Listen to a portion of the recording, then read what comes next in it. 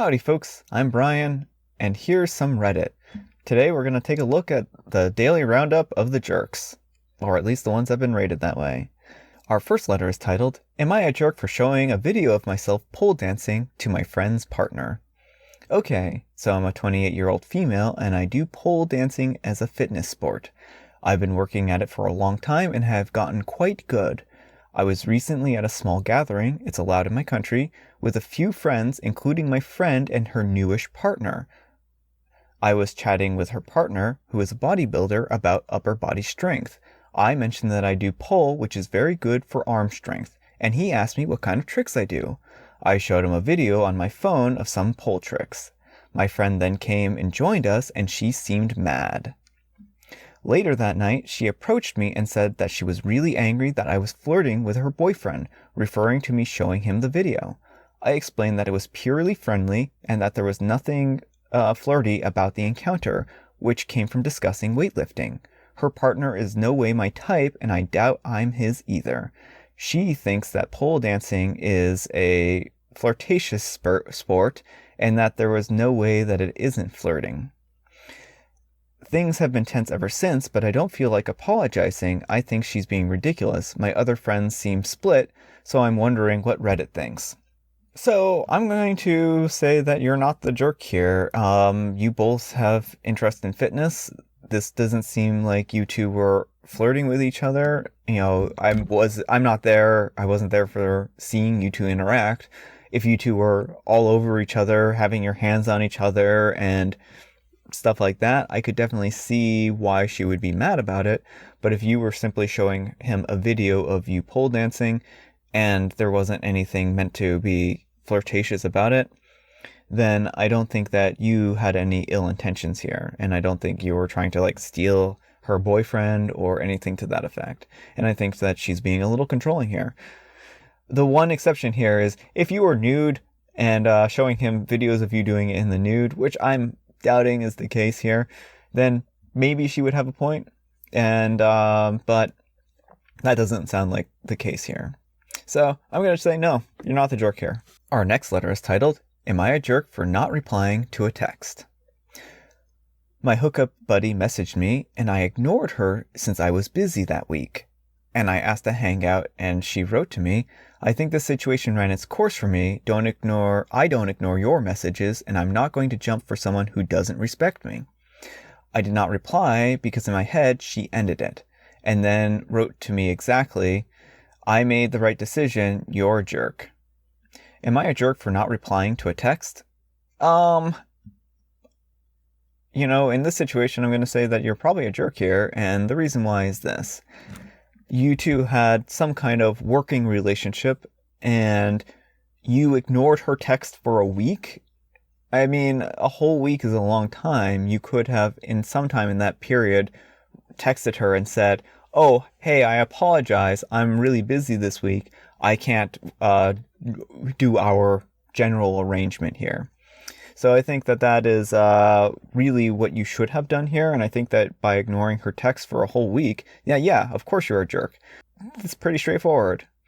And then when she replied to you and you didn't reply to that, I mean, you could have apologized then and said, oh, I'm really, really sorry. I wasn't trying to ignore your text. Time got away from me and I wasn't trying to be disrespectful. So I really do apologize. You could have fixed things that way. But clearly you don't respect her in this situation. Otherwise you would have texted her back and told her that you aren't available this week and they would have been perfectly understanding. So yeah, moving right along. Our next letter is titled, Am I a jerk for refusing to take my girlfriend to the ER? In the past week, my girlfriend has been very constipated and hasn't been able to poop. She tried taking laxatives, but they didn't work. This did not go the direction that I thought it was going to go from the title. After reading some stuff on the internet, she was convinced that she needed to go to the ER. She believes that there is something seriously wrong with her and that she needs to get a CT scan of her stomach. I have been with my girlfriend for 3 years. We're both in our mid-20s, and I can definitely say that she's a bit of a hypochondriac. She tends to freak herself out by Googling her symptoms, which we all know WebMD will say is cancer. and then proceeds to be scared until she can either see a doctor who will assure her that there is nothing wrong or that she starts to feel better. Thankfully, she's been in good health recently up until this bout of constipation. Last night, she told me that she'd lost her appetite and after failing to poop multiple times, asked me to take her to the ER. Of course, I've been very concerned about her health and the pain that she's in, but I just didn't think that it was severe enough to warrant a trip to the ER. I told her that we could call her primary care doctor the next day and see if we could schedule an appointment ASAP. She refused and continued to ask me to take her to the ER, and she was in tears at this point. I felt terrible, but I continued to say no because 1, she doesn't have good health insurance, and a trip to the ER could cost us thousands, which we certainly don't have to spare. And 2, we live in an area that has a staggering number of COVID cases, and I'm scared that we would needlessly be exposed. And 3, I didn't think her symptoms were severe enough to warrant a trip to the ER. Since my girlfriend doesn't have a license, I was pretty much her only ride. She spent the rest of the night crying and refusing to talk to me. This morning, we got into an argument about the issue, which ended up having her storming out. I've texted one of my friends about this, and he said that I should suck it up and calm her fears, and that I shouldn't be so unwilling because she's my girlfriend and I love her. Now I'm unsure. Maybe I'm being a jerk, and maybe I should have taken her to the ER. Am I the jerk here? Alright, I will read the edits because they are somewhat relevant. Edit. Commented this down below, but people said it's helpful, so I'm adding it here, and that we did try a local urgent care, but they only do telehealth visits, but my girlfriend wanted to be seen in person. A nurse spoke to us on the phone and asked if she was vomiting or feverish, symptoms that would warrant an immediate ER visit. She said no, so the nurse said that she could probably hold off. However, my girlfriend did not trust the nurse's opinion since she was a nurse and not a doctor. Alright, so my girlfriend came back and continued to ask me to take her to the ER, so I finally did, since people said that it could be a bowel obstruction, which is serious. Thanks for everyone for the advice. The ER doctor said that it wasn't severe enough to do scans. He did feel around her abdomen and said that it wasn't the appendix or gallbladder. He also stuck a finger up her butt and said that he did feel stool.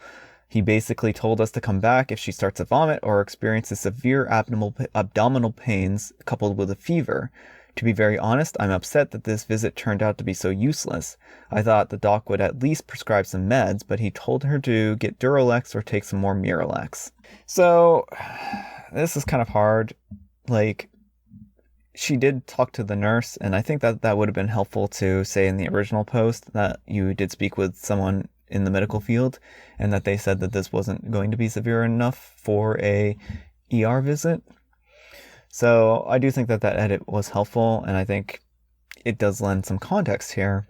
And I think that this is just a bad situation for the both of you. She's having a rough go of it. You're having a rough go of it.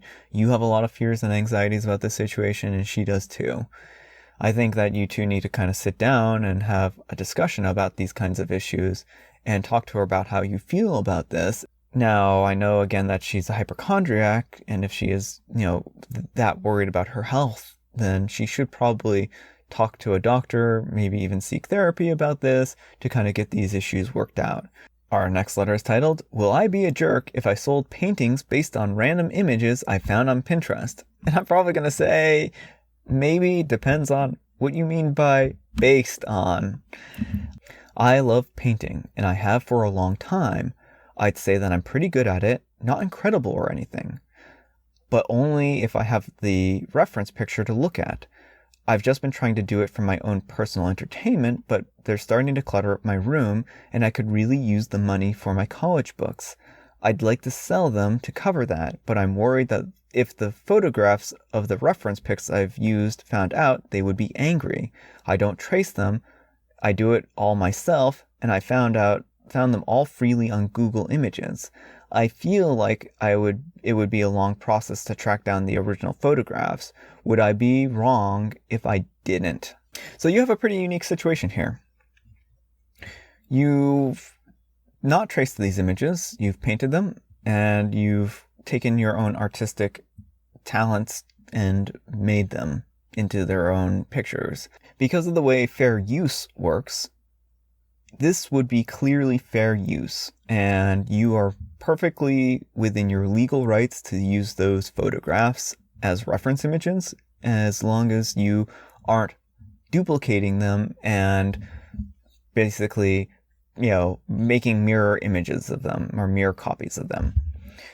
Again, because you're painting them, this falls within fair use. Now, it might be a nice courtesy to track down some of these individuals and tell them that you are interested in using their images for painting, but the thing is that, again, you don't have to. You've literally taken these images and turned them into your own artistic, endeavor. I would consider making sure that they are altered sufficiently and that they do have your own artistic style incorporated, so that there isn't any question about whether or not you've painted these or whether or not that you've put your own artistic expression into them. So, no, I'm going to disagree with Reddit on this one and say that you're not a jerk. Our next letter is titled, Will I be a jerk if I just flat out refuse to keep talking when my friend interrupts me from now on? So I've known my friend/roommate for a couple of years now, and we've always gotten along fine. However, since we started living together in a dorm at our college, she has a few habits that just kind of irk me. For the most part, I can ignore them, and I chalk it up to us being around each other so much. We'd also play the same sports team at our school, so we essentially are on the exact same schedule minus classes. This is one of those habits that drives me insane, though. I'll be in the middle of talking, and she'll just straight up cut me off and say something totally random before saying, "Sorry, go ahead," as if she didn't interrupt me. Like, we'll be having a conversation in the car, I'll be talking, and she'll say something in mid-sentence like, "Oh my gosh, I always wanted to try that restaurant over there." And when I just kind of don't say anything, she'll say, "Sorry, keep going." This has been a pattern for a few months now, and I'm usually just ignore it and pick up where I left, but it's really starting to wear on my patience. So will I be a jerk if I just refuse to keep talking the next time she cuts me off? I know it'll cause some tension, but I think it's just so rude, and I think it was obvious to her that it bothers me. Update. So the general response is that I would be a jerk if I didn't talk to her about how I felt, and that my response seems passive-aggressive, which, yeah, now that people say it, I agree. I just kind of wanted to avoid direct confrontation with her. Being in an argument with someone you live with creates this really uncomfortable tension, but I get that it's inevitable sometimes. We actually just got back from grabbing dinner and we had a really good time. No interruptions tonight. I'll be sure to try and say it in a way that won't make things too awkward between us. Also, for those of you bringing up ADHD, we've also had a conversation where she's confirmed to me that she does not have it, or at least she's not been diagnosed with it. To me, it just looks like signs of her being impolite, and she didn't really think of it as ADHD, so thank you to everyone who brought it up as a possibility. So I'm glad that was all covered, and I think that really helps kind of in the situation here, and I think that you would be a jerk if you did just stop responding or ignoring her or being passive-aggressive with the situation.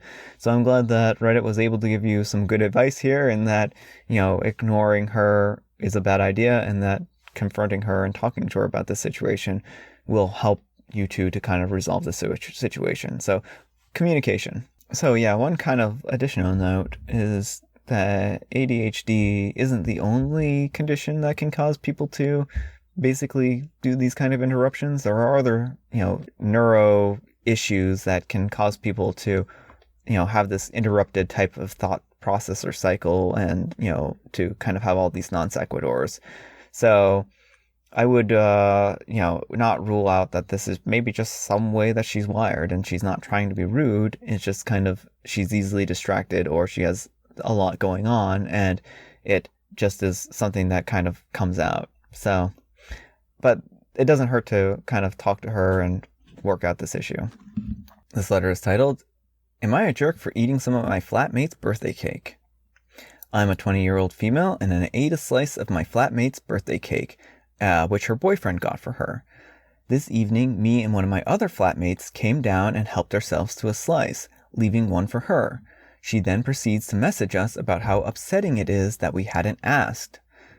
So while I concede that I should have definitely asked before helping myself, I don't feel particularly guilty as A, it has been there for nearly a week and it was getting stale, B, everyone had been helping themselves to it the entire week, and this is the only slice that I've had, and C, birthday cake, unless specified otherwise, is definitely a shared food, you know? I didn't want to upset her, but I really don't think it's that big of a deal. Edit. The reason why I felt her reaction was off, because we were all very good friends. I understand my flatmate can be a bit ambiguous, but we are close.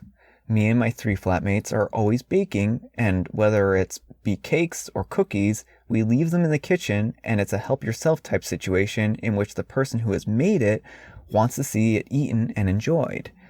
I'm still the jerk for assuming this, but context about the house relationship I think is highly relevant to my decision-making process.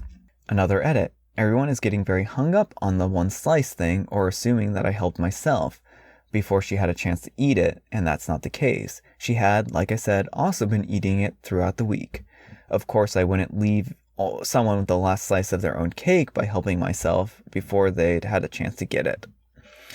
So I'm going to say that there's probably something more going on here, and it seems like maybe your friend's probably under some kind of stress. I would sit down and talk to her about this and say, look, we generally have this agreement where everyone can share, and I'm really sorry that in this case there wasn't that understood sharing. But it definitely sounds like maybe in this case there was something else going on that was causing her to feel upset. She was upset, and I think that it just kind of is one of those things where you need to address it and talk about it and work through it. All right, folks. I guess that's all the time we have for today. Hopefully you enjoyed this video. Consider giving me a thumbs up if you did. Consider giving me a thumbs down if you didn't. If you made it all the way through this video and you liked it enough, consider subscribing. Anyhow, I hope you enjoyed this video. Take care, and I'll see you all tomorrow. Probably.